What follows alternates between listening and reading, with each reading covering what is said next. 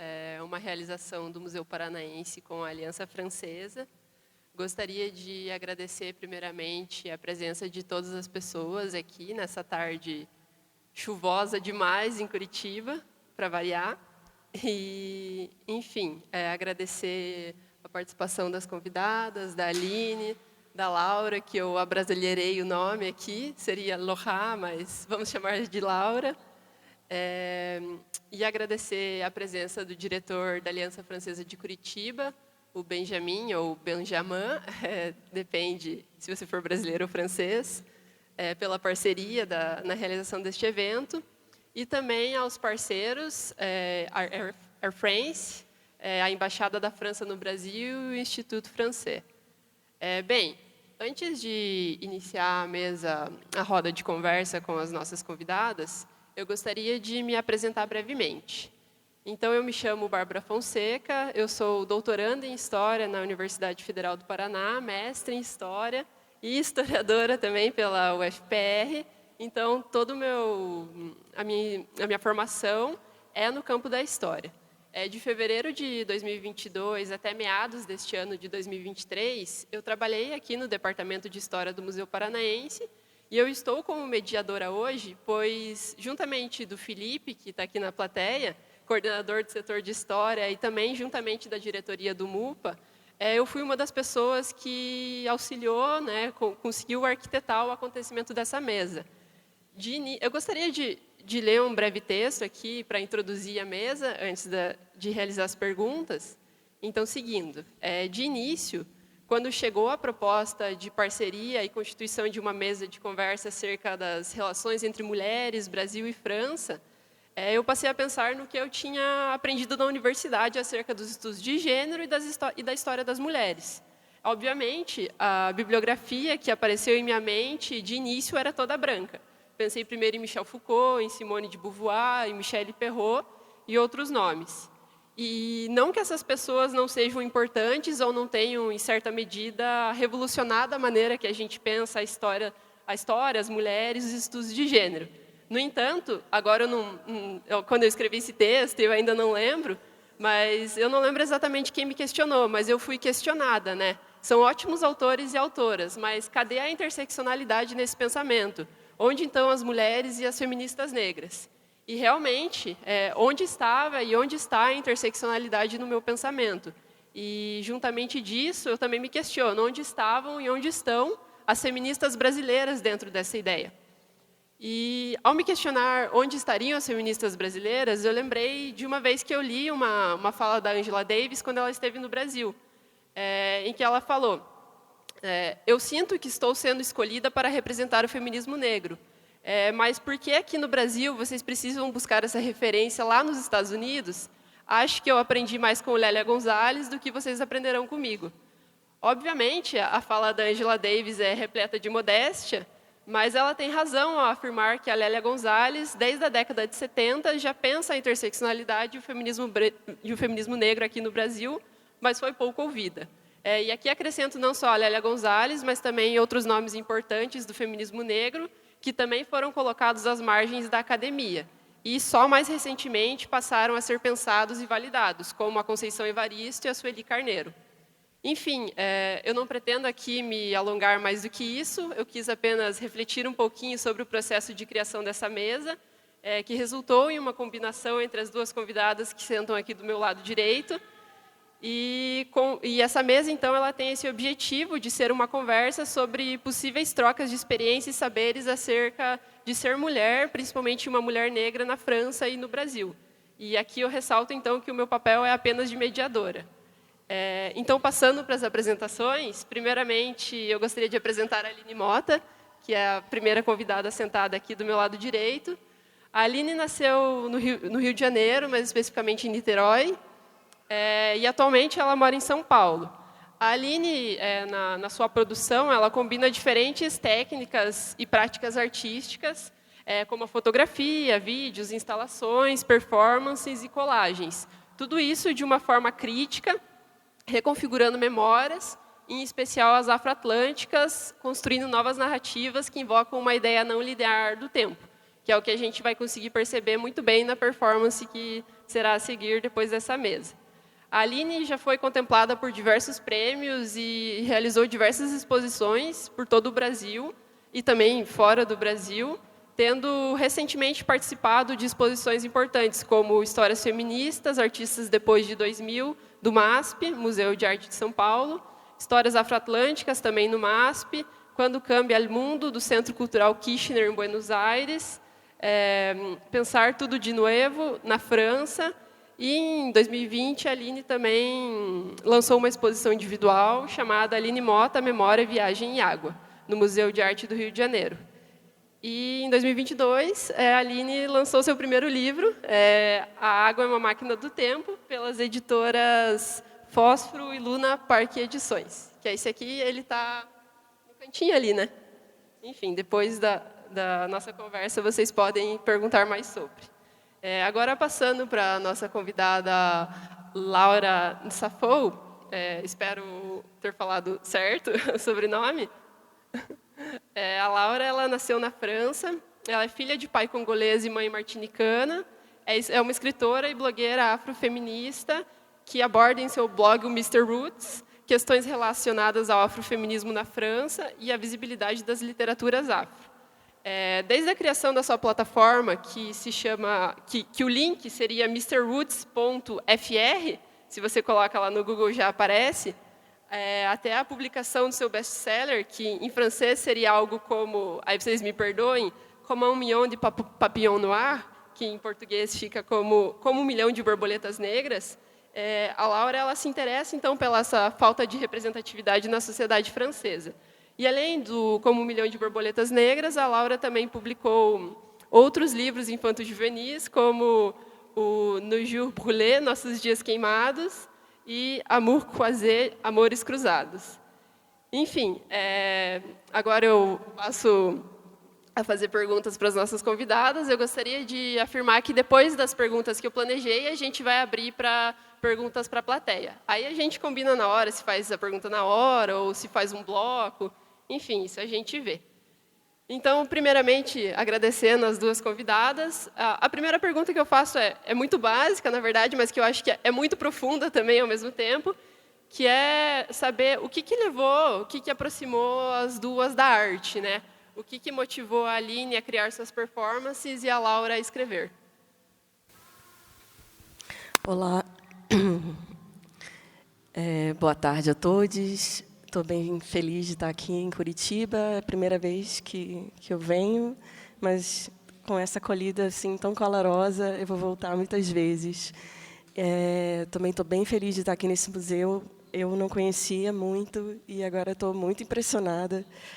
É lindíssimo, não só né, as obras, mas a expografia.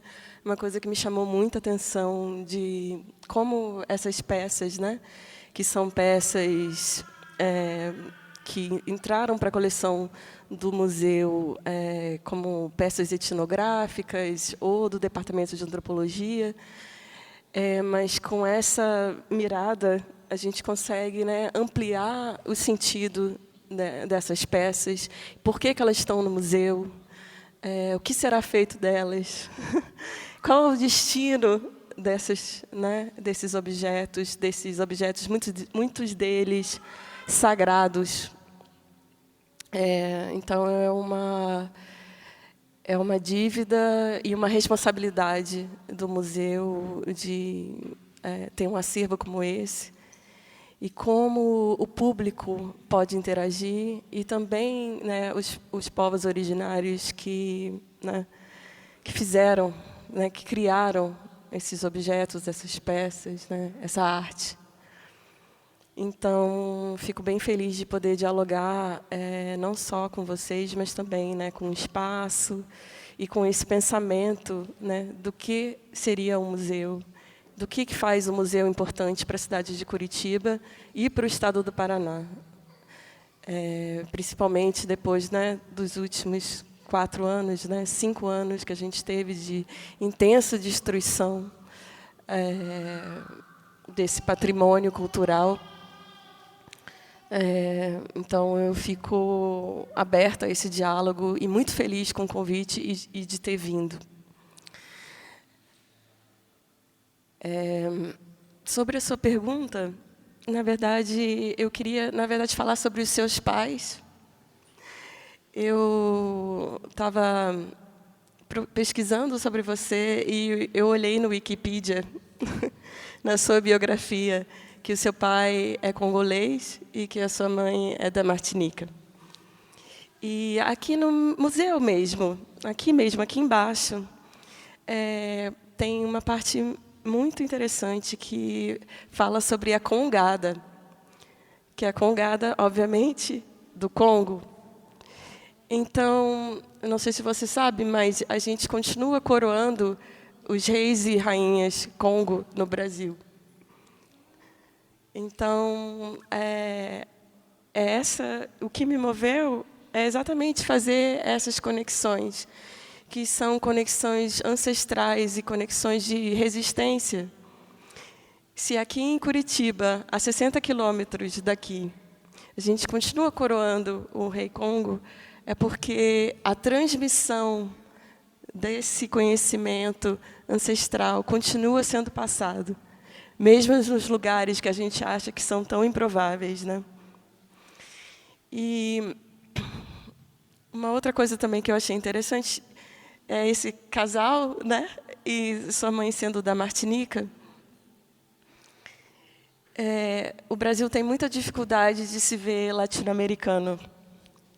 Mas talvez, se a gente se visse também como caribenho, como se a gente fosse do Caribe, com as conexões que a gente tem com o Caribe, com Haiti, com Cuba, talvez a gente conseguisse se sentir mais próximo.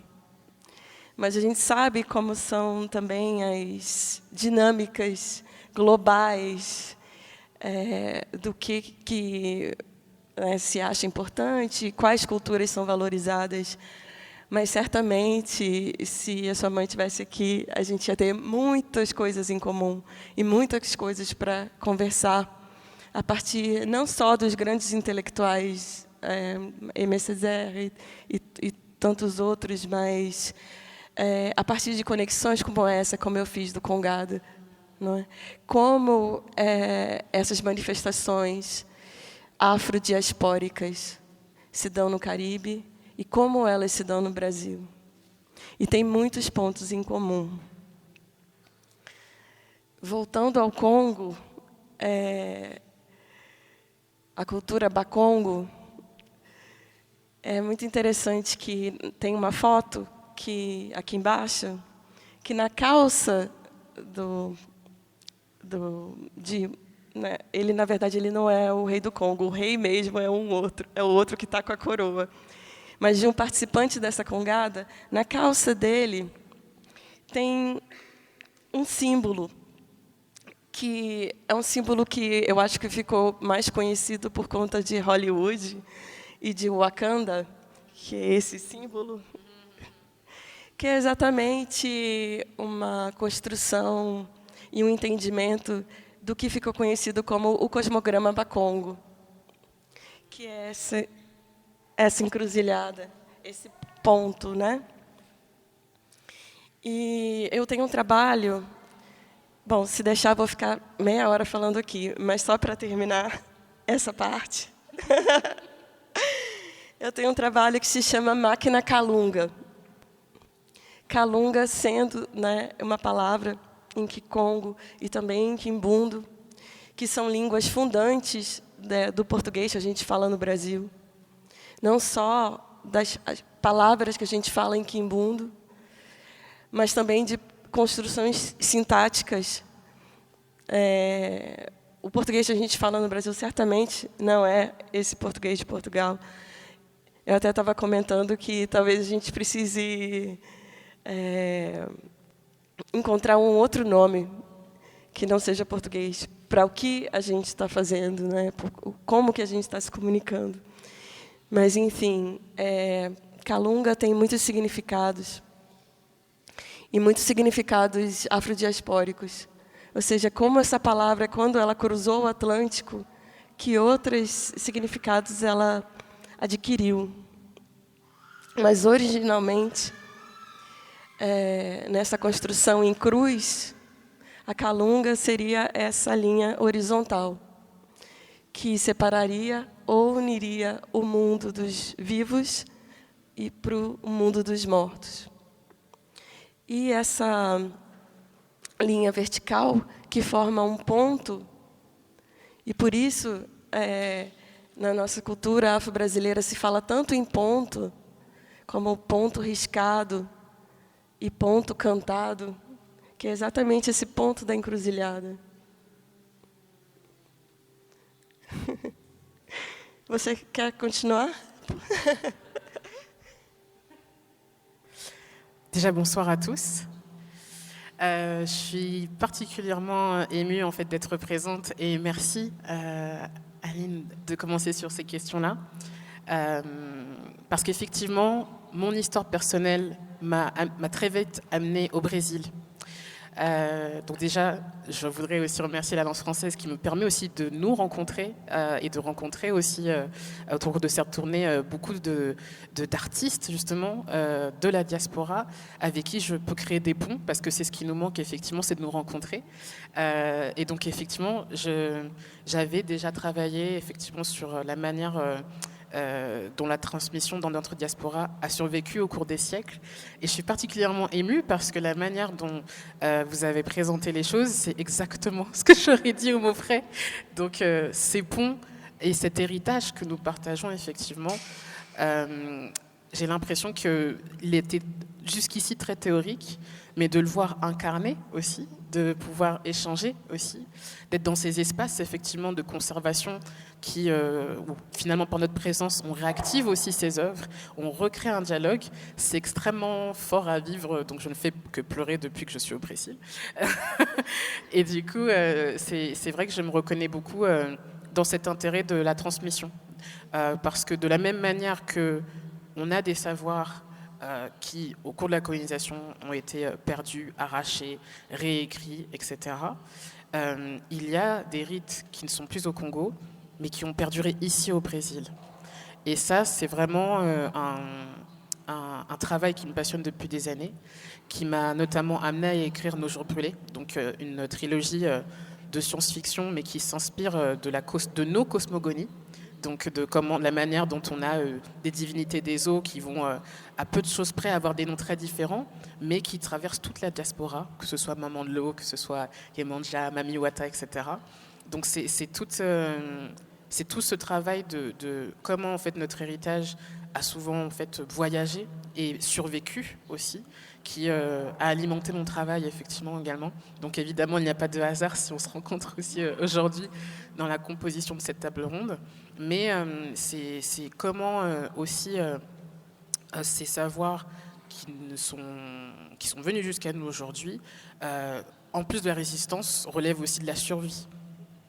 Et donc pour répondre justement à cette question de qu'est-ce qui anime mon travail, il y avait déjà, d'un point de vue de lectrice, une recherche aussi, de savoir pourquoi je ne me vois pas dans cette littérature française qui ne représente pas en fait la société française, mais seulement une version très normée et blanche et masculine et bourgeoise. Et puis surtout, explorer aussi la richesse de notre diaspora. Puisque en littérature jeunesse, c'est l'exemple que je donnais ce matin à des étudiants, on va vous montrer des personnages marrons. Et on ne sait pas s'ils viennent d'Afrique, on ne sait pas s'ils viennent de la Caraïbe, du Brésil. Il n'y a pas cette richesse qui est mise en avant. Donc pour mon livre Comme un million de papillons noirs, pour vous redonner aussi le contexte, je pensais que ce serait le seul livre que je pourrais faire, puisqu'il n'y avait pas d'autrice noire née en métropole mise en avant. Du coup, quand une éditrice m'a proposé de faire un livre pour enfants, j'ai pensé que ce serait ma seule chance de mettre une histoire qui ressemble finalement aux femmes de ma famille et aux personnes que je connaissais.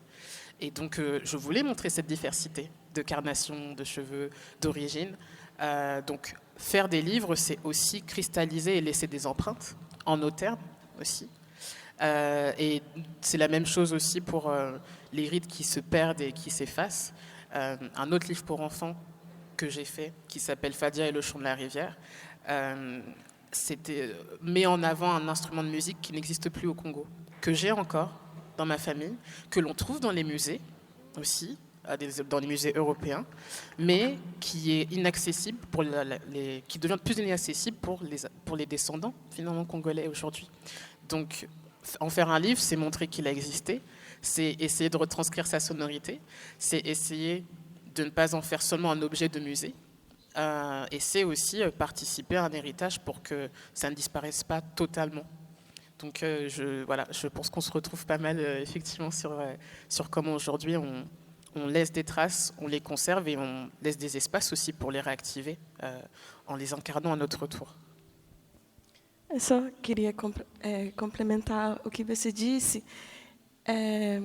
Às vezes alguém pergunta por que você escreveu um livro?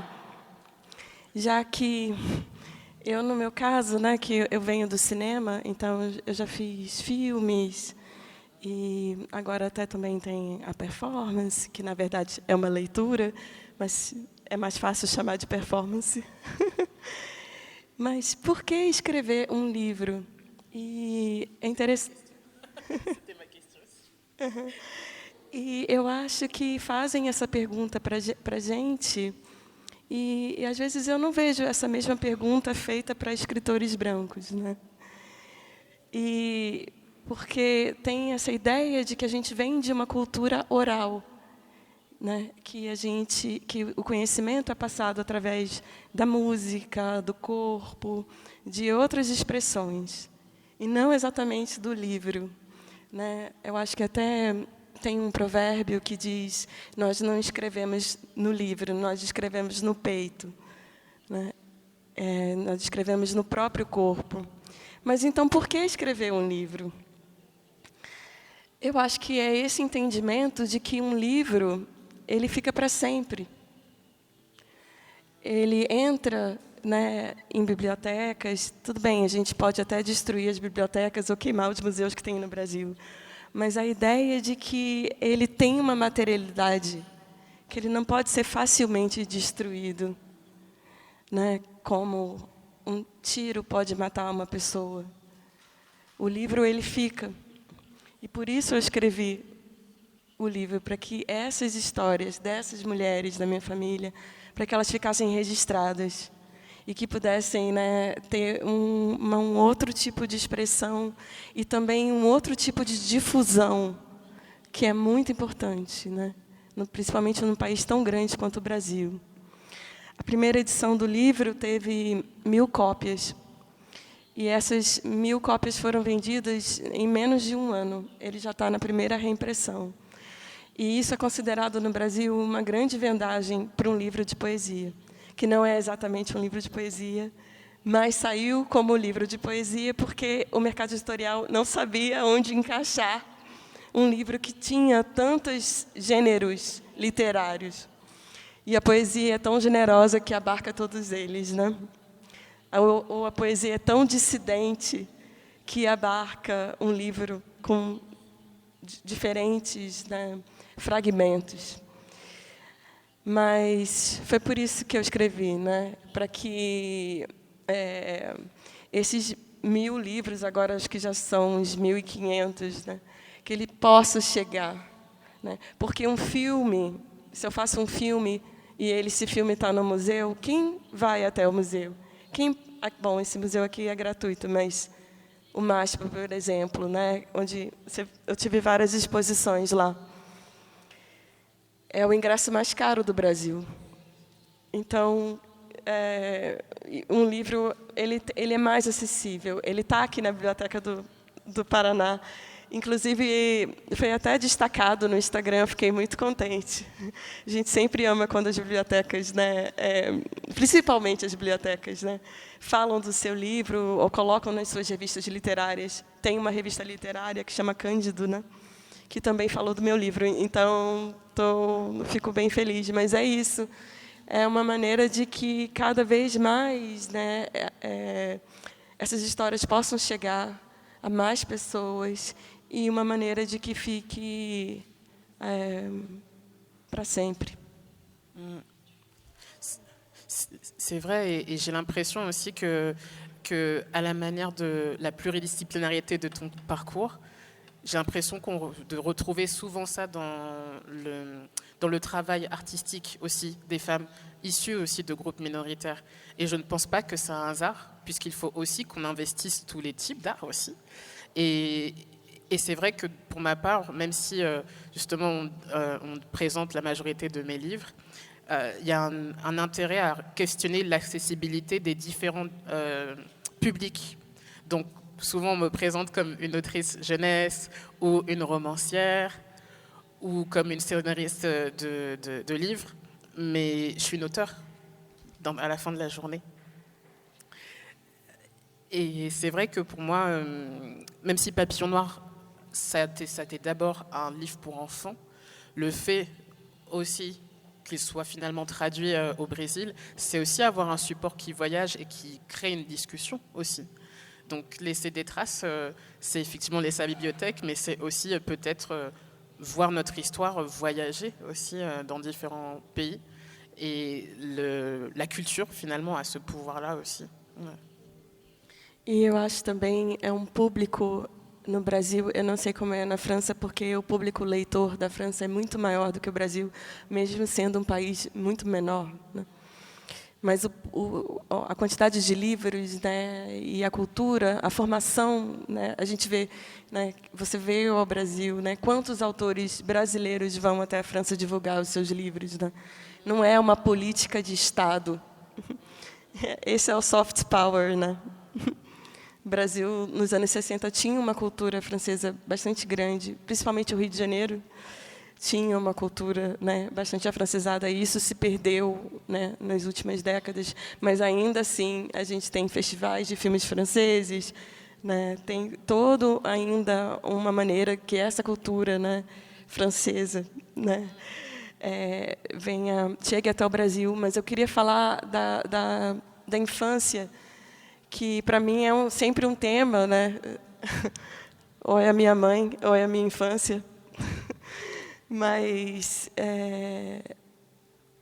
escrever para esse público, eu não sei se você já tinha essa ideia, porque eu não li livros assim quando eu era criança, nem perto, nem passava pela minha cabeça ler um livro como esse. E você imagina que diferença que teria sido se eu tivesse tido contato com essa cosmologia, né, com essa visão de mundo que foi tão abafada na minha família, vindo de uma família interracial, né, sendo o meu pai branco e a minha mãe negra. Mas desculpa que pode continuar. Eu fico pensando nisso, né, porque o público infantil, para mim, eu sempre adoro quando eles interagem com as minhas obras. E eu me vejo nessas crianças, né, que vão até o museu e têm reações assim muito inesperadas em frente à minha obra.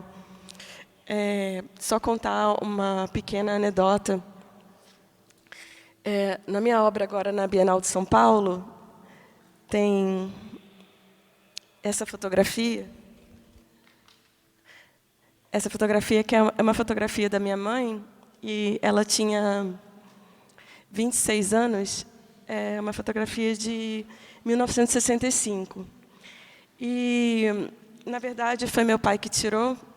Eles não eram casados na época, eles casaram em 68. E a gente precisou reconstruir as pernas, o resto das pernas e o sapato.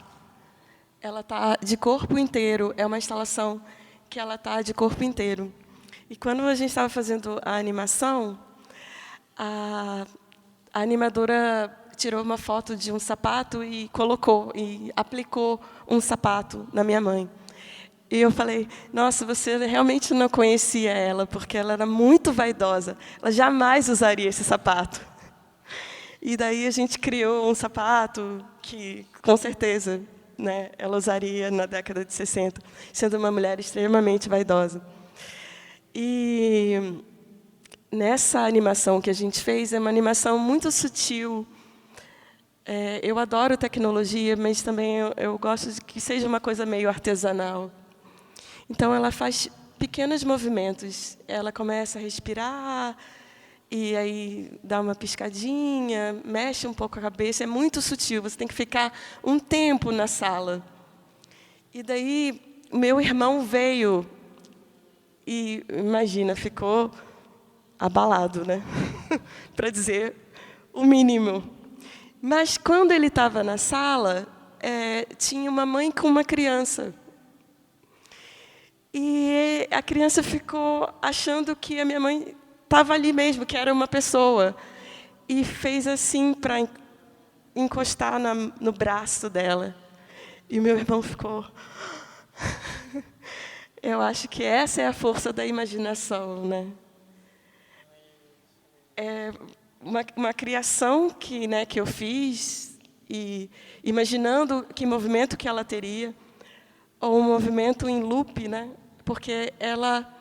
É interessante isso, se chama máquina do tempo, né? A água é uma máquina do tempo, e a máquina do tempo é exatamente isso. Todos os dias ela está com 26 anos. Todos os dias ela faz 26 anos naquela sala. Ou é 1965 ou é 2023. E quem interage? Mas eu fico curiosa, voltando para você e esse livro, que é uma referência, né? Eu acho que para mim adulta, ou seja, é uma nova máquina do tempo, né? Eu lendo esse livro, eu também volto a esse tempo que eu era criança. Mas se você realmente pensou nesse público infantil, que é um público infantil tão relegado, assim, pelo menos no Brasil, não tem muito, e de autoras negras menos ainda. Alors, c'est une très bonne question. Je ne suis pas sûre qu'on me l'ait déjà demandé. En fait, je suis obligée de revenir à la lectrice que j'ai été pour adresser l'autrice que je suis aujourd'hui. Et quand j'avais 8 ans, je m'excuse parce qu'il y a des gens dans cette salle qui ont déjà entendu cette anecdote, mais quand j'avais 8 ans, notre professeur a demandé à ma classe que tous les élèves choisissent un livre avec un personnage qui leur ressemble. C'était dans les années 90. Et donc, nous sommes tous allés dans la bibliothèque de l'école. Et donc, j'ai vu mes camarades repartir avec des tas et des tas et des tas de livres. Et moi, je ne pouvais pas en trouver. J'ai cherché. Il n'y avait pas de livre avec une petite fille noire sur la couverture. Et je crois que la seule chose que j'avais trouvée, c'est une petite bande dessinée à la fin d'un magazine pour enfants où le personnage secondaire était noir. Et c'était un garçon.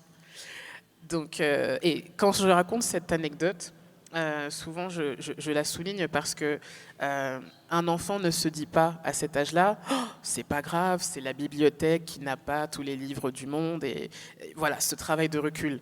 Quand un enfant est face à cette invisibilité, il se dit juste qu'est-ce qui ne va pas avec moi? Et donc c'était ça mon contact avec la littérature jeunesse à l'époque.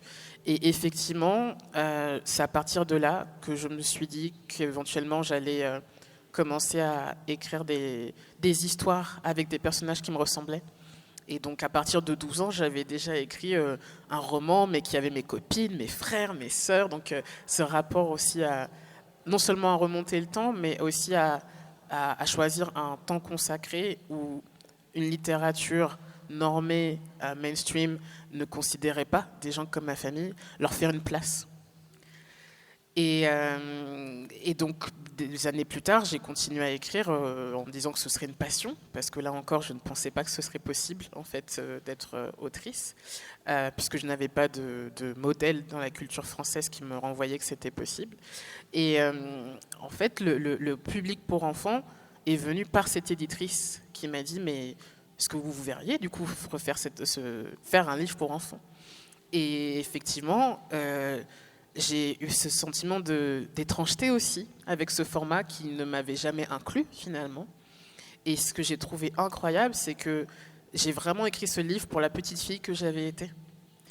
Et encore une fois, comme je le disais, je ne pensais pas que j'aurais écrit d'autres livres après. Donc, quand il est sorti, non seulement j'avais l'impression d'avoir livré un livre très personnel, plus que l'objet littéraire, etc. Et il y a eu, certes, la réception des enfants, qui se voyaient pour la première fois, mais surtout celle des adultes.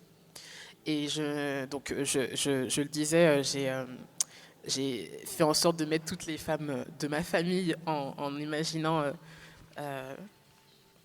peut-être que je ne pourrais pas justement retranscrire leur histoire. Et voilà, c'est ça. Hop là, merci. Et c'est vrai que ce qui était du coup important pour moi, c'est la fois où je l'ai donné à ma tante congolaise de 60 ans qui a commencé à pleurer en lisant le livre parce qu'elle n'avait jamais eu du livre comme ça. Donc, je crois vraiment. Donc, j'ai appris aussi que ce format que l'on dit justement pour enfants, qui n'est pas très considéré, qui n'est pas très valorisé, s'adresse tout autant aux adultes, en fait. Et c'est aussi un support incroyable parce que qui lit les livres pour les enfants? Ce sont les adultes. Donc, c'est aussi une manière de passer un message aussi à des adultes par le biais d'un autre support dit pour enfants et vu perçu comme, entre guillemets, moins agressif sur certains sujets engagés aussi. Ai, ótimo, gente, vocês facilitaram o papel da mediadora, mas a ideia é bem essa mesmo, é vocês trocarem conversas livres, foi ótimo.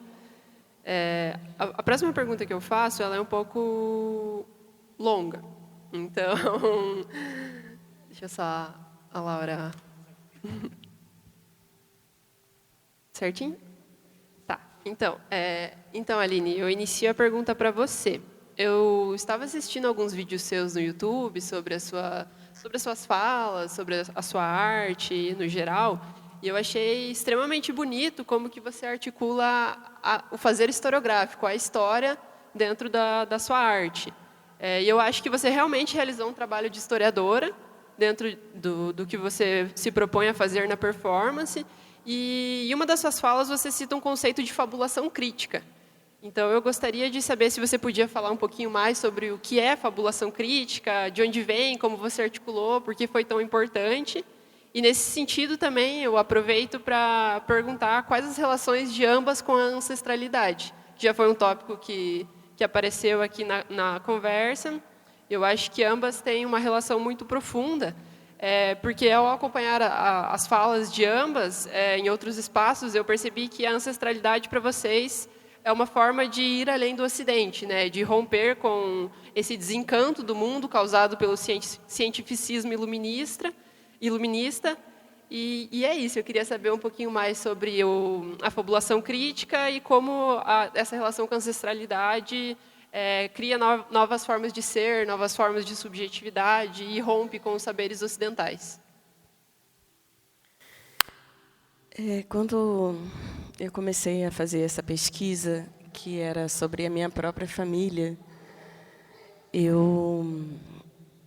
primeiro, existe um certo desencorajamento, principalmente de famílias negras, dizendo que não é possível resgatar quem foram os bisavós ou os tataravós, que os documentos relativos à escravidão foram queimados. E isso não é verdade. Teve, sim, o Rui Barbosa e tal, mas foram pouquíssimos documentos, na verdade, que foram queimados, né? Isso é uma coisa falsa, isso não é verdade, nem no Rio de Janeiro. Então, existem centenas e centenas e centenas de documentos, muitos deles online. Eu digo que é fácil encontrar, mas precisa ter 3 coisas: tempo, paciência e dinheiro. E a gente sabe que pessoas negras, né, pessoas indígenas, não tem. Exatamente. Quem são essas pessoas, né? Quem tem tempo, dinheiro e paciência? Pois é. E a partir do momento que eu ganhei o primeiro financiamento, eu tinha 42 anos. Eu vou fazer 49 em dezembro, então é relativamente recente. Mas foi quando eu consegui ter essas 3 coisas. E foi impressionante a quantidade de documentos que eu consegui encontrar e quão longe eu consegui ir. E talvez esses documentos, né, ou o que se chama de documento, não seja exatamente o que um historiador da academia ache que é um documento. Não é? Porque, como a gente estava dizendo, muitas, né, a minha fonte, que também é uma ideia de água, né? É bonito isso. Que a minha fonte principal, na verdade, foi a minha tia, uma grande memorialista, e lembrando de muitas coisas. E a partir desses pequenos fragmentos que ela me contou, e fragmentos que a minha avó também me contou, que eu fui atrás desses parentes. E, surpreendentemente ou não, eu encontrei muita coisa. Talvez por uma confluência, né, de situações fortuitas.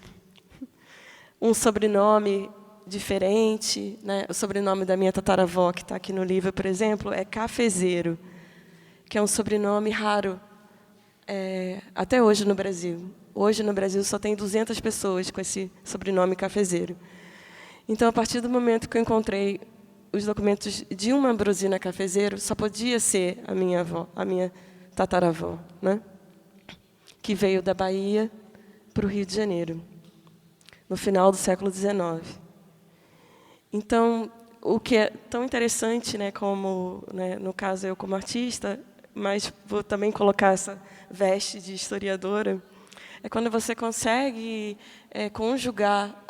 É uma coisa tão evidente, né? Mas às vezes a gente não consegue formar esses laços. A história de um país com a história da sua própria família.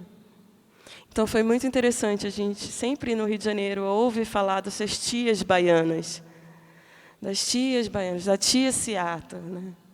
Do João da Baiana, né? Que era o filho da baiana. Que baiana!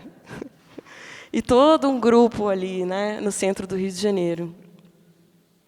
Então, quando você consegue conjugar que a sua própria tataravó veio do Recôncavo ou de Salvador, talvez eu precise fazer ainda mais pesquisas, né, para descobrir o lugar certo. Eu acho que a cidade é Jaguaribe, mas eu não tenho certeza que fica no Recôncavo. Ainda preciso comprovar essa informação. Mas tudo indica que seja Jaguaribe, no Recôncavo. É tão interessante porque é isso que você estava falando antes, de encarnar a história, né? Dessa história ser uma história viva. E é uma história do presente. E não é uma história de ruínas.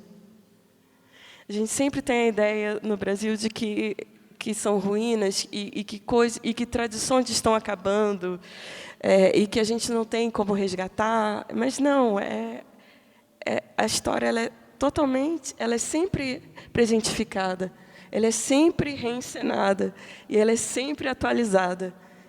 Às vezes, né, para coisas bastante ruins, como a virada que a gente teve nos últimos anos, e agora tentando retomar. Né? Mas,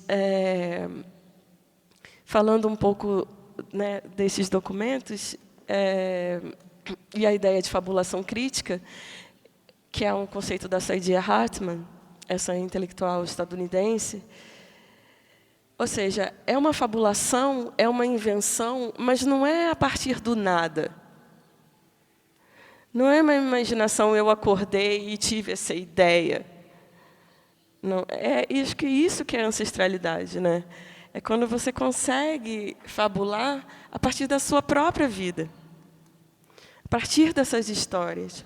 Porque talvez você não tenha uma foto da sua avó, ou talvez você nem saiba quem foi o seu pai. Já que no Brasil a gente tem milhares de crianças que não são registradas, né, com o nome do pai, ainda hoje. Então, parece que esse elo dessa ancestralidade está perdida, mas ela não está perdida, porque ela está no seu próprio corpo. Então, os documentos, né, podem ser documentos de emoções, documentos de respirações.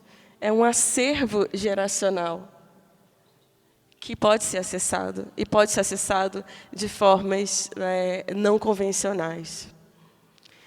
Existe no Brasil essa ideia de transe, existe a ideia, né, de espiritualidade e das nossas tradições afro-brasileiras e afrodiaspóricas, de que é possível que essa conexão se faça diariamente, e o que eu acho muito importante, de maneira cotidiana, não é algo fora da realidade, né? Essa ritualística ou essa maneira, esse modo de ver o mundo é no dia a dia, é nas pequenas ações, é como você se comunica, como você fala com alguém, o que você sonhou, como você foi dormir, o que você vai fazer nas suas horas, né, de descanso. Acho que esse que é o acervo, né, de uma pessoa negra ou de uma pessoa indígena. É um acervo que você carrega consigo mesmo. Il y a beaucoup de choses sur lesquelles je voulais rebondir, mais donc j'essaie j'essaie de mettre de l'ordre. Mais effectivement, je voulais revenir sur ce point qui est pour moi justement le noyau aussi de l'ancestralité. C'est comment notre histoire est dans la grande histoire. Encore une fois, je donne une anecdote parce que je trouve qu'elle est très parlante. Mon père, lui, était l'archiviste de la famille. São os congos, gente. Et du coup, c'est vrai que quand, en France, vous voyez la Seconde Guerre mondiale au lycée pendant 3 ans, mon père, lui, me disait qu'en 1940, Brazzaville, la capitale du Congo, avait été la capitale de la France libre. Et donc, pendant 3 ans, j'attendais que mes profs d'histoire signalent que Brazzaville, en 1940, avait été la capitale de la France libre. Ça n'est jamais arrivé en 3 ans. Et ça n'est pas non plus arrivé par la suite quand j'ai fait mon université.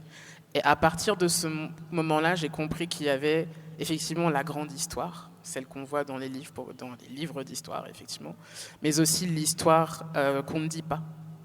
Et pour moi, c'est aussi ça l'ancestralité, c'est-à-dire que dès lors qu'on s'interroge sur quelle histoire est la plus accessible, il est important de se demander à quelle histoire nous n'avons pas accès. Et la spiritualité aussi, pour moi, c'est la même chose, c'est-à-dire que il y a un grand guérisseur et chercheur qui s'appelle Patrice Malidoma-Somé, qui a écrit un essai qui s'appelle Of Waters and Spirits, où il explique que cette division entre le spirituel et le réel est un héritage de la colonisation. Donc notre rapport au réel lui-même est influencé par la colonisation qui nous a amené à différencier ce qui est réel, ce qui ne l'est pas. Or, pour des gens de l'époque de la précolonisation, ça faisait partie de leur quotidien. Il n'y avait pas cette distinction. Et heureusement, ça existe encore dans certains peuples. Mais donc, c'est une conception du réel que d'imaginer qu'il y a cette division. Tout comme c'est une autre conception du réel que de partir du principe que ça nous entoure, que les deux sont liés, etc. Et donc, pour moi aussi, c'est l'ancestralité, c'est questionner notre vision de cette réalité-là. Qu'est-ce qui fait qu'aujourd'hui, on reproduit cette division ? Est-ce qu'on a un regard critique, justement ? Est-ce qu'on s'autorise à se poser la question de est-ce que, pour moi, la spiritualité est quelque chose à part du réel ? Ou au contraire, est-ce que je me suis autorisé à chercher ce qui fait sens pour moi au quotidien ? À quoi ressemble ma réalité si je m'émancipe de l'imaginaire occidental qu'on nous a mené ? Et donc, pour moi, justement, c'est là où est la fracture avec l'Occident. C'est déjà d'accepter que l'imaginaire occidental est un imaginaire subjectif et construit et qui, du coup, a complètement s'est érigé en norme dans beaucoup de pays, alors qu'il y a d'autres conceptions, en fait, de la vie. Et ça m'a toujours, effectivement, intéressé de savoir comment, finalement, même à travers l'art, on peut, et je pense que c'est le rôle de l'art aussi, c'est de proposer d'autres réalités. C'est aussi de changer aussi de ses sources. Donc on parlait de recherche. Et effectivement, pour ma trilogie qui se passe du coup entre nos cosmogonies afro-diasporiques, il y a eu ce travail non seulement d'aller chercher des sources, mais de savoir qui les disait. Par exemple, j'ai fait une liste de documents écrits uniquement par des chercheurs africains. Ça veut dire du coup rompre totalement avec une littérature de l'ethnologie, de la sociologie, et donc où finalement les spiritualités africaines sont uniquement sujets et pas racontées par des gens qui la vivent. Et je crois que c'est un peu la même chose en littérature quand on parle de réalisme magique. C'est un concept théorique, mais pour des gens, quand j'interrogeais mon père ou même ma grand-mère, qui me parlait d'esprit, etc., il y avait une proximité. C'était pas du fantastique, c'était pas de la science-fiction, c'était son réel à elle. Donc, quelle conception en fait est mise en avant quand on parle de réalité? Est-ce que l'ancestralité, justement, outre ce truc qu'on veut nous présenter comme quelque chose d'extrêmement lointain, n'est pas finalement autour de nous, en fait? Et est-ce qu'on s'autorise à l'explorer aussi? Donc tout ça, c'est vraiment, pour moi, quand on commence à ouvrir une porte, on est obligé en fait d'ouvrir d'autres portes sur ce qui nous est servi comme norme par rapport à quelque chose de lointain, de perdu justement, d'oublié, de réécrit, et de savoir est-ce que l'histoire que mon père me raconte n'est pas justement un premier pas vers cette ancestralité. Muito obrigada, gente, pelas perguntas. Eu acho que agora a gente pode abrir para o público. Alguém tem alguma pergunta já de início? Sem perguntas? Eu tenho mais uma, então. Vão pensando aí, daqui a pouco a gente volta. Na verdade, é uma pergunta que ela se desloca, mas não, né? Da temática que a gente está trazendo, seria talvez uma questão mais política. Eu gostaria de saber como vocês enxergam o feminismo negro nos países de vocês, no caso da Aline no Brasil e da Laura na França, o que vocês enxergam como principais avanços e os principais desafios que ainda existem.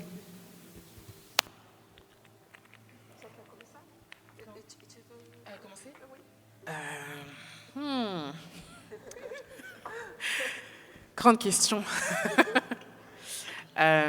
Donc j'ai vu un peu le renouveau de l'afroféminisme en France depuis 2013. Du coup, ça va faire bientôt 11 ans que j'observe un petit peu et que je suis aussi au milieu de ces collectifs et de ces mouvements. Ce que je vois clairement, c'est en termes de transmission et de production culturelle. Si aujourd'hui, il y a des traductions de Bell Hooks qui datent d'il y a 4 ans, alors que le texte de Bell Hooks date des années 80. Donc, si aujourd'hui on a accès à des pensées féministes et qu'elles sont plus accessibles tant dans le cinéma que dans les documentaires, que dans la littérature, etc., c'est parce qu'il y a eu un afroféminisme français en France qui a poussé en fait justement à ce que ce soit une conversation en fait dans la sphère publique.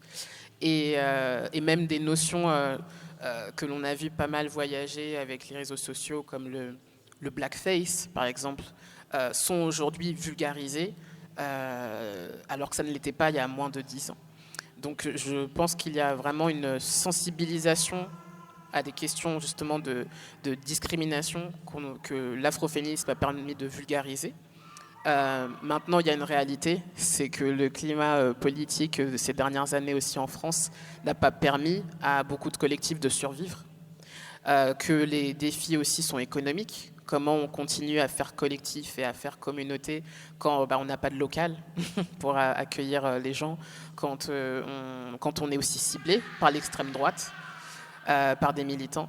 Et je pense que pour donner un exemple que je donnais aujourd'hui, avant je pensais que lorsque je donnais des conférences sur l'afroféminisme, je m'attendais à avoir peut-être des manifestants d'extrême droite présents.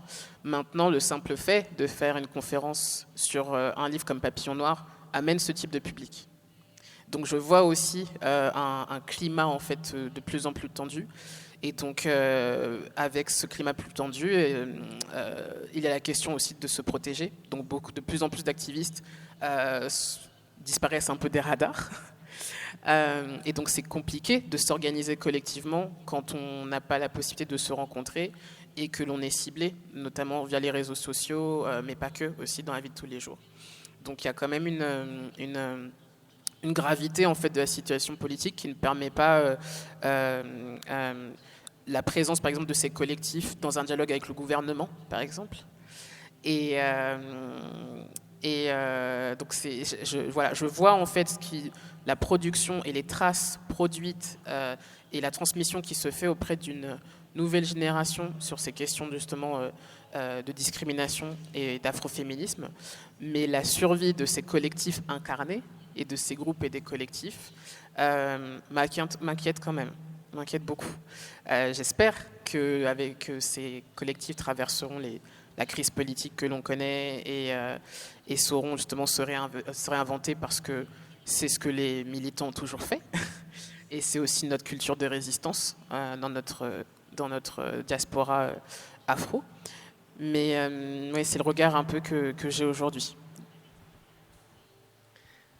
Eu só posso imaginar a saúde mental.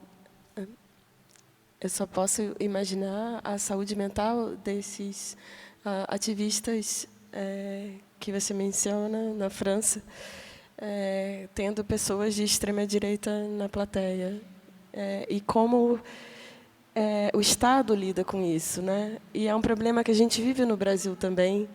E muitos deles alegam liberdade de expressão. Isso nunca será liberdade de expressão. Isso é violência e agressão, e isso mata pessoas. Isso não é a consequência disso não é abstrata. São consequências diretas e a gente tem números no Brasil desse discurso de ódio. E a gente vê pouca coisa sendo feita nessa esfera, né?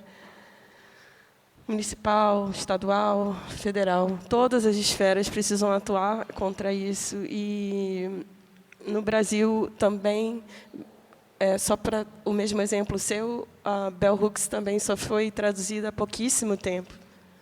Isso, acho que 5 anos, né? Ou seja, o mercado editorial brasileiro é tão ignorante que nem para ganhar dinheiro eles pensaram, né? Porque quem edita a Bell Hooks está ganhando bastante dinheiro. Então, o racismo no Brasil e em outros países ele é tão grande que nem abarca essa esfera da própria economia.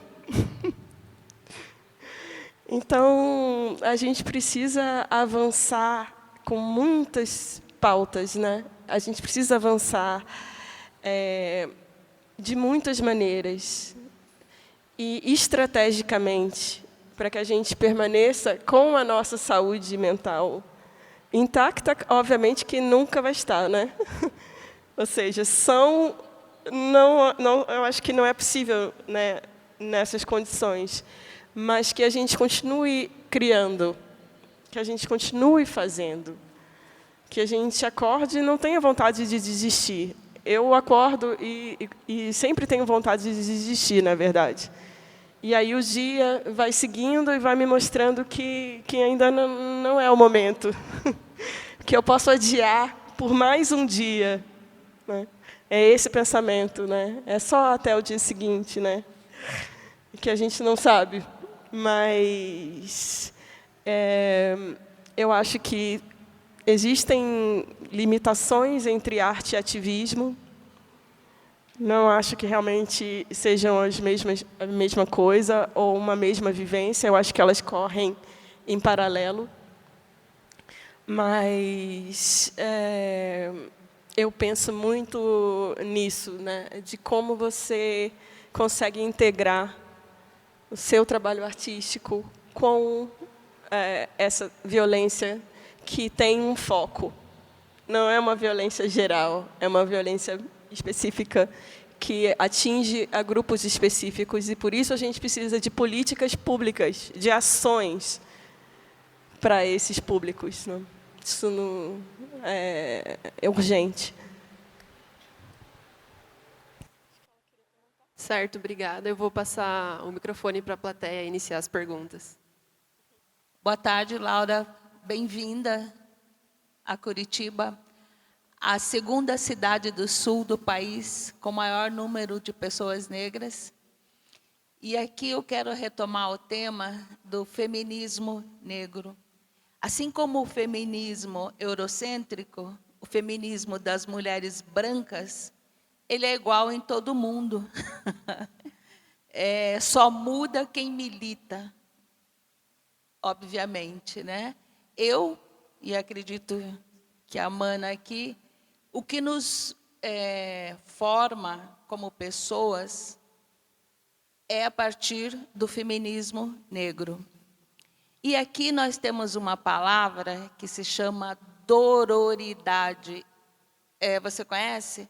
Esse é um termo cunhado por Vilma Piedade, que é a amizade, a divisão da dor das mulheres negras.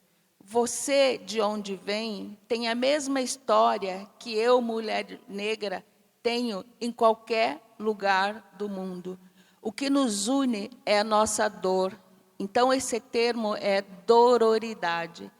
Diferente das mulheres brancas, que elas usam o termo sororidade. E, por si só, racista, né? Porque aí tem todo um histórico das irmãs de convento, de soror, e a gente sabe que esse ambiente nunca foi para nós. Né?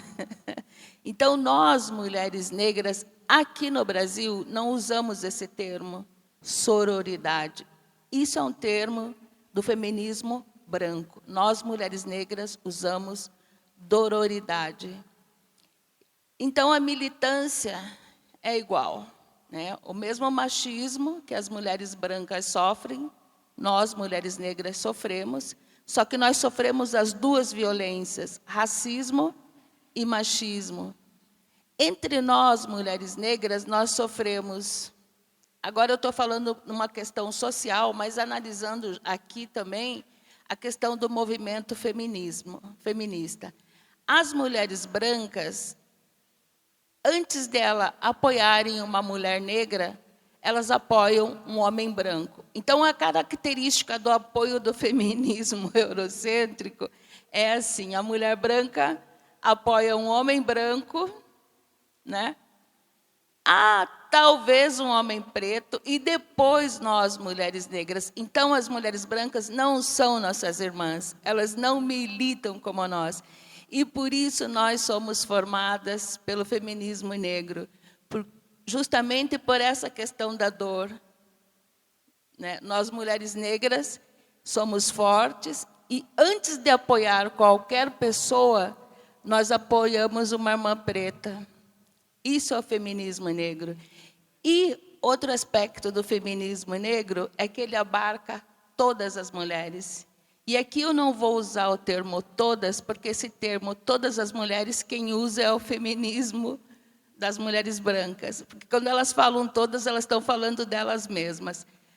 Então, eu cito o movimento feminista negro, abarca as mulheres trans, as mulheres brancas, as mulheres indígenas, ribeirinhas, quilombolas, qual outra mulher que existe? Das florestas, das águas. A gente nomeia, a gente diz quais mulheres, não são todas as mulheres igual às brancas. Então, esse é o feminismo negro e acredito que esse feminismo de dororidade abarca o mundo todo. Uma outra questão é sobre a oralidade, né, das nossas famílias, da nossa história de famílias negras. É história que as nossas ancestrais contam e vêm contando, e te faz essa história que você escreve, de histórias que você ouviu. E junto com isso, Aline, Laura, e junto com isso, isso que você faz, aqui no Brasil, a gente chama de duas coisas. Relação interracial, que é para ensinar para a gente branca que é legal ser antirracista, que branco tem que se envolver com essa história. Né? E aí, quando você chega e diz que você não tinha referências para se tornar escritora, porque na tua família não tinha, e também você nunca tinha visto uma escritora preta, né? Aí, essas são as referências para as nossas crianças. Você é uma referência para nossas meninas. Rebeca Andrade, que hoje é ouro, né? Ganhou no salto, e que foram 3 mulheres negras na ginástica rítmica ontem. Isso é o que motiva outras crianças, né? São referências. Então, eu agradeço e entendo isso que você diz de não ter referências, porque as nossas vidas de dororidade é muito diferente das pessoas brancas, mas nós estamos aí fazendo história através da escrita, da oralidade, que tua escrevivência, ela se enquadra muito bem na questão da escrevivência da Conceição Evaristo, né? Depois você pergunta se ela conhece, que é exatamente isso que ela faz, escrevivência da Conceição Evaristo. E aí daí vem o letramento racial, mas aí é muita história, senão eu vou dar palestra aqui, não é meu espaço.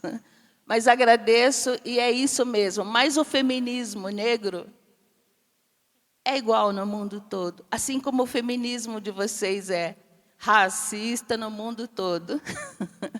Obrigada. Mais alors,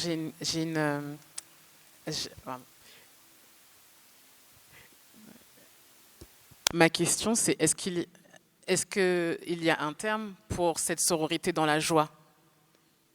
Parce que j'ai l'impression qu'effectivement, je ne connaissais pas ce terme de dororidad. Et j'ai l'impression aussi qu'il nous relie, mais qu'il manque. Notre force, c'est qu'on arrive à trouver de la joie ou à construire des espaces aussi de joie entre nous. Est-ce qu'il y a un mot pour ça en portugais? Ele não está exatamente ligado à dor, a essa dor que você imagina, né? Mas é sim uma marca dos nossos corpos, né? Porque uma das questões do movimento feminista negro é exatamente esse, que as nossas dores não contem as nossas histórias, né? Então, não é sobre dor, é sobre uma relação, a nossa irmandade, fraternidade, é porque a minha dor é igual à tua. É sobre isso. Você pode explicar? Entendimento, né? Não, eu acho pelo seguinte, Laura, mas o sentido, né, da dororidade, né, essa tese que construída em torno da dor, no sentido de ser vista, né, e ser compreendida na sua dor, mas para além dela também, né, encontrando então na dor talvez um ponto de encontro, porque de fato somos invisibilizadas na sociedade, o nosso grito não é escutado. E entre nós uma oportunidade de ter alguém que nos escute, que nos acolha, e ali também um espaço de cura, né? Um espaço de renovar forças e de seguir adiante. Então, a tese é construída de fato em torno desse lugar que nos é comum, mas que ao mesmo tempo nos permite também nos encontrarmos, nos fortalecermos entre nós. Então, a tese é em torno disso, mas obviamente não se limita à dor, ao sofrimento, né? É muito mais do que isso, né? Oui, parce que je vois très bien du coup ce sentiment que recouvre ce terme-là, et je n'ai pas cessé de le vivre depuis que j'ai rencontré des artistes brésiliennes ici, noires. Et il y avait ce sentiment d'être vue, d'être trouvée, des pleurs, des embrassades, etc. Donc c'était très incarné. Mais ce qui est ressorti de ce sentiment de se trouver, c'était aussi la joie. Donc c'est pour ça que je me demandais si par curiosité il y avait aussi un terme pour ça, parce que c'est un sentiment très particulier de traverser l'Atlantique, de rencontrer des personnes que vous n'avez jamais vues, même quand Aline a commencé à utiliser des termes qui auraient pu être les termes que j'emploie très souvent en France, mais où je suis la seule à avoir cette perspective-là, de voir voilà, cet effet de miroir, ça m'a beaucoup apporté une joie tellement immense depuis que je suis au Brésil, que c'est une joie que je n'ai jamais connue.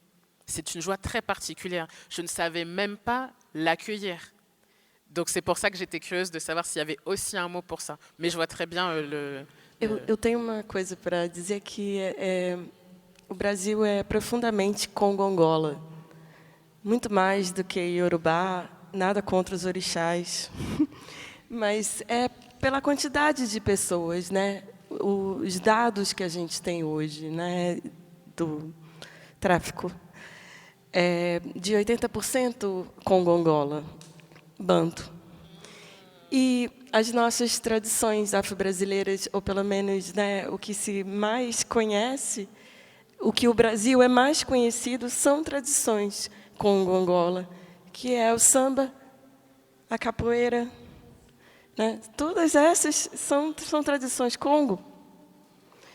A congada, como eu disse, maracatu, tudo isso é Congo, não é Iorubá, não é do que hoje é a África Ocidental.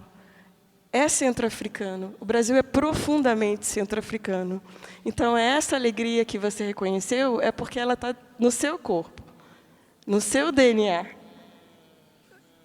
A gente é Congo-Angola, né? E sempre será.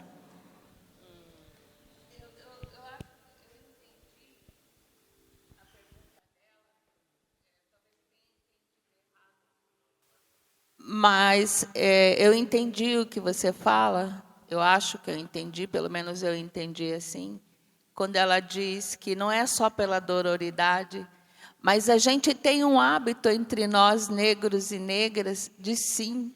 A gente encontra uma pessoa preta, a gente se cumprimenta, sem nunca ter visto. Isso pela dororidade e pela fraternidade.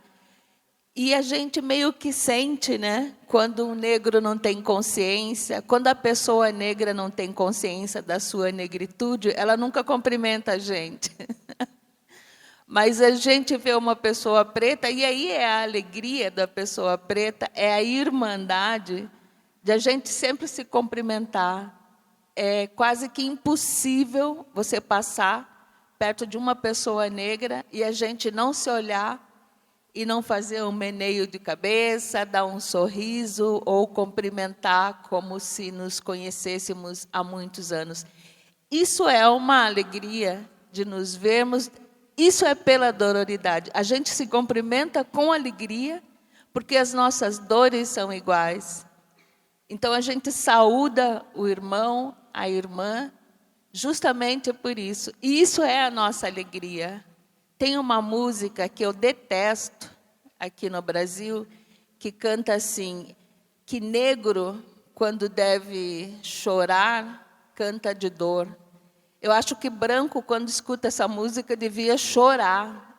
Branco dança, canta, ouvindo esse poema. Negro, quando deve chorar, canta de dor. Não é triste? E galera dança. Mas é isso, né? A gente é alegre, sim. E, principalmente, eu só vim aqui porque você é preta. Porque se você fosse branca, eu não viria, eu ia ficar em casa na minha chuva, deitada. Mas é essa reciprocidade, né? A gente está vendo lá uma pessoa que vem de longe, que vem falar sobre nós, e eu venho aqui te fortalecer o teu rolê, né? É isso.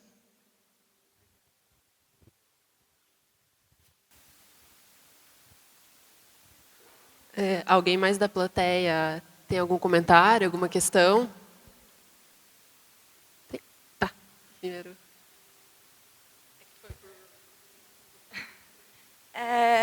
Eu queria fazer uma pergunta para a Aline, vendo como você está se sentindo agora com a inserção da tua obra, ou, enfim, obras de minorias, dentro do sistema das artes nacional. enfim, que eu acho que é algo que, quando a gente começou a ter muitas exposições feministas e tal, eu até vi umas declarações suas, tem uma questão muito estratégica. Você falou, né, da questão editorial a ver com a economia, a gente, enfim, sabe dessas inúmeras questões. E ainda, agora, pensando, acho que não tem como a gente separar dessa questão econômica, estratégica e tudo mais, vendo principalmente a formação de curadoria da Bienal de São Paulo agora, e de como essas exposições feministas que foram lá de 2017, 2018, permanecem nos museus. Eu queria saber como você sente isso agora, se você acha que é algo passageiro, é algo que foi inserido de alguma maneira boa, ou ainda muito de uma estratégia econômica, se você lá, né, tem essa percepção pelas pessoas que estão gestando isso, enfim. Queria saber como você vê esse cenário agora, após esse governo, enfim. Muitas coisas aconteceram, né, desde essas primeiras, enfim, quando eu vi as suas declarações, principalmente no MASP ali, História das Mulheres.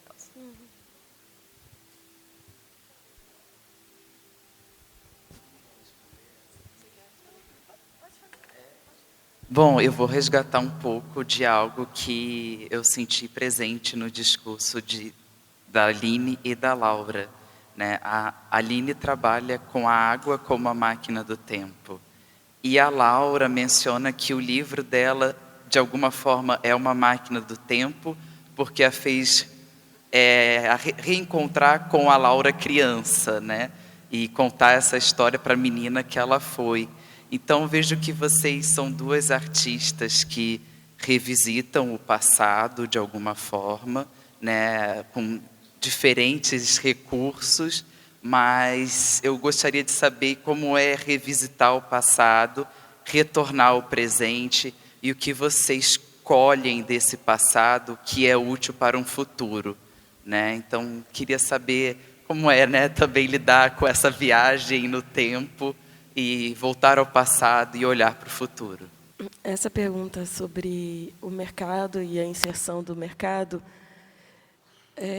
como eu cheguei um pouco tarde, né, nas artes visuais, eu trabalhei 15 anos com cinema diretamente, eu fui continuista,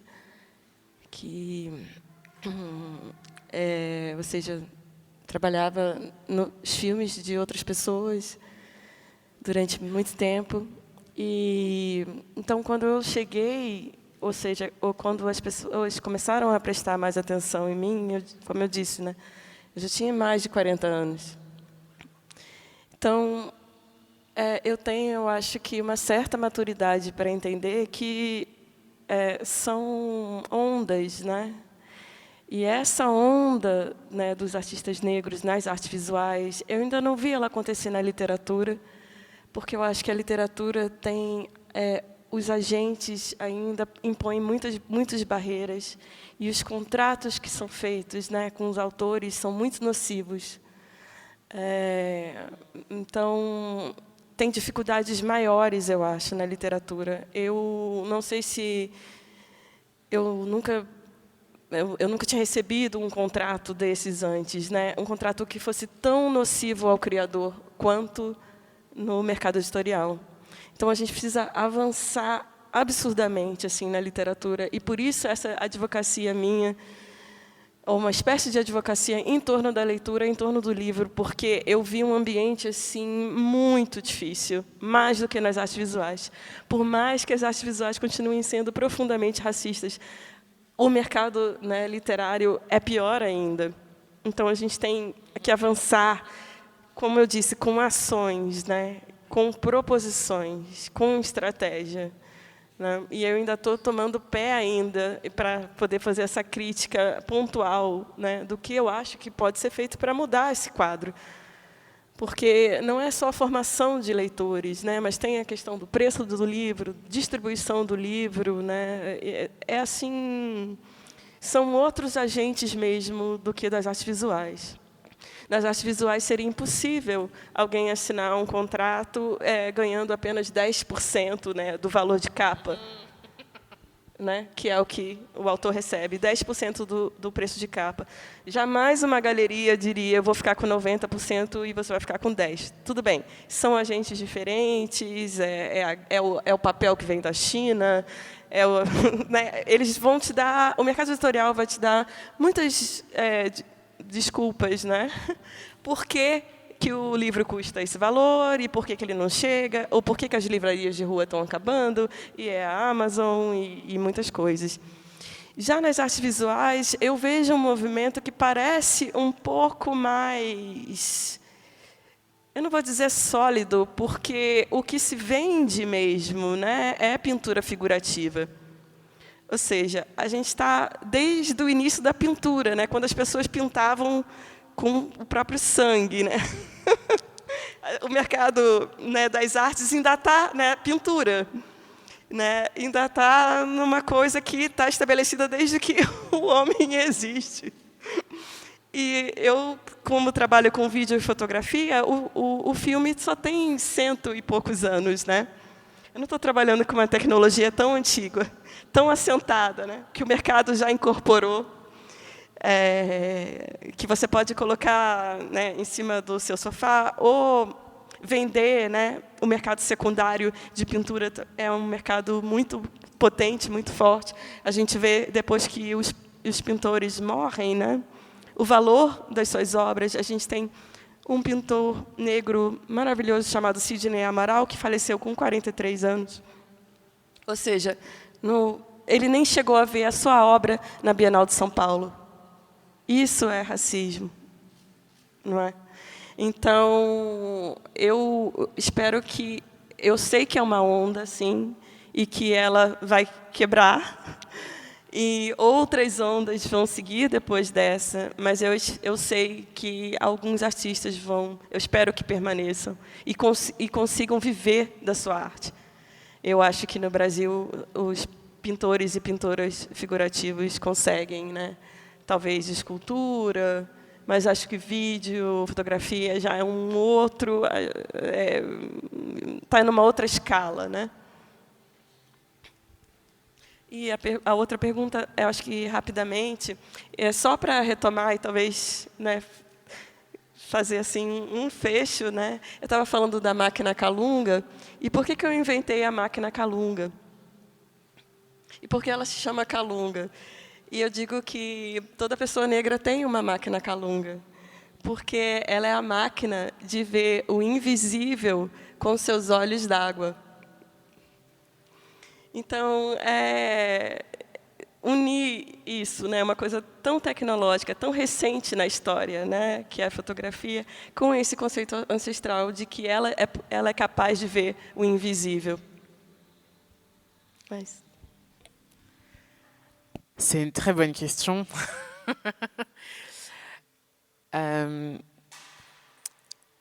Encore une fois, je vais partir de ma trajectoire personnelle, puisque quand j'allais en Martinique, on me disait « tu n'es pas martiniquaise, tu es de la métropole ». Quand j'allais au Congo, on me disait « tu es française, tu n'es pas congolaise ». Sauf qu'en France, on me disait « rentre chez toi ». Donc dans cette espèce de triangle, je ne voyais pas d'autres personnes écrire ce présent, qui est la réalité en fait d'afro-descendants issus d'une histoire coloniale, mais aussi d'une immigration des années 80, etc., écrite ou visible quelque part. Et du coup, ce travail d'ancestralité, ça a été, je pense, déjà de voir cette autre histoire qui n'était pas visible, comme je le disais tout à l'heure, pour mieux aussi appréhender comment je m'écris moi aujourd'hui. Et quand je dis ça, ça ne veut pas dire que je vais faire une biographie ou une autobiographie, mais vraiment plus aujourd'hui, si je dois mettre des termes et me décrire en mes termes, c'est-à-dire hors de l'histoire française, hors du discours gouvernemental de qui est français ou non, hors de la manière dont on me définit dans mon cadre familial, etc. Si moi, Laura, demain, je dois me décrire, quels mots je vais utiliser, ça c'est écrire mon présent.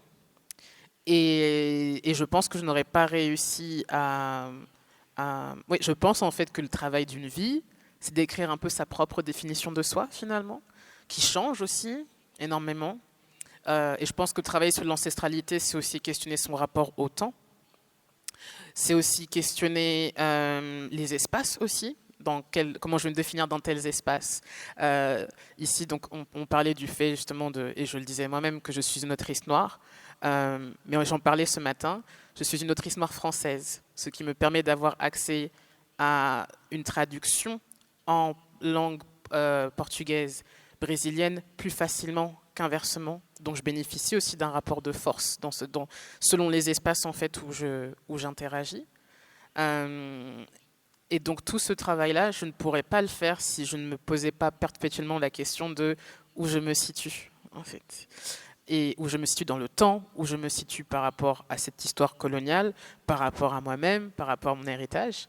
Et à quel moment, en fait, je m'écris en m'émancipant de ce cadre-là. Parce que ça aussi, quand j'écris Nos jours brûlés, donc je le disais, l'héroïne fait sa quête en voyageant au Brésil, dans les Antilles et dans l'Afrique francophone, mais à aucun moment il est question de l'Occident. Or, le principe de la science-fiction en général, c'est que tous les films catastrophes se passent à New York ou se passent, je sais pas, à Londres, etc. Et pour voir autre chose, il va peut-être falloir se tourner vers le cinéma coréen pour voir un film catastrophe qui se passe en Corée. Donc, ça aussi, quel travail nous on fait au présent pour s'écrire soi, pour se placer soi, hors d'une narration globale et normée. Et je pense que c'est à partir de ça que... Et c'est très difficile d'écrire son présent. C'est très compliqué de trouver sa propre définition. Encore plus avec l'actualité où on nous demande tous de se positionner. Et en fait, je pense que c'est le travail fondamental pour réfléchir à son futur. Parce que là encore, donc étant afroféministe, je trouve ça très dur, justement, avec tout ce que ça demande de santé mentale, d'avoir de l'espoir, en fait, d'avoir des idéaux politiques, de garder cette foi. Et là, on revient à la spiritualité. C'est un acte de foi que d'être engagé politiquement, que de se dire, mon action, même si je ne vois pas le résultat, même si je meurs avant d'atteindre cette société débarrassée de toutes ces discriminations, etc., je le fais quand même. Ça, ce ne serait pas possible sans un rapport à l'ancestralité et sans le modèle de nos communautés qui ont survécu malgré des siècles et dont on a encore des traces aujourd'hui. Ce serait impossible si, je pense, on ne les avait pas comme premier modèle de résistance aussi. Donc oui, je crois que c'est indissociable en gros à la fois de notre présent et aussi indispensable pour avoir cette espèce d'horizon d'un idéal atteignable ou inatteignable. Então, acho que é isso, gente. Vamos agora encerrar a mesa para a Aline poder se preparar para a performance. Nesse tempo, até a performance que é às 19h. E é isso, eu queria agradecer muito as convidadas, muito todas as pessoas que estão presentes. Até depois.